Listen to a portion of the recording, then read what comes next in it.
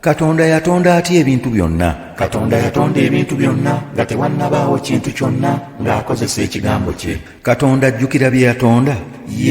Katonda ajjukira bye yatonda, abikuuma era abifuga. Omusajja ow'olubereberye n'omukazi ow'olubereberye be baani? Adamu ye musajja ow'olubereberye ne Kaawa ye mukazi ow'olubereberye. Katonda yatonda atya Adamu?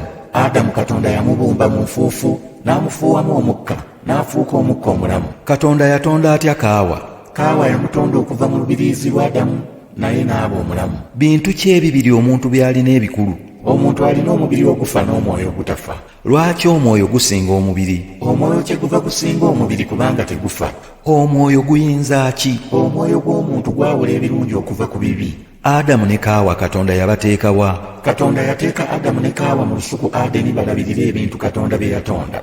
Adamu ne Kaawa baabeerawo nga batukuvu era nga bassanyu? Nedda, Adamu ne Kaawa obutukuvu n'essanyu byaggwaawo bwe baayonoona. Okwonoona kye ki? Okwonoona kwe kujeemera Katonda era ekibi bwe bujeemu. Kiki ekikugwanira okukola eri Katonda?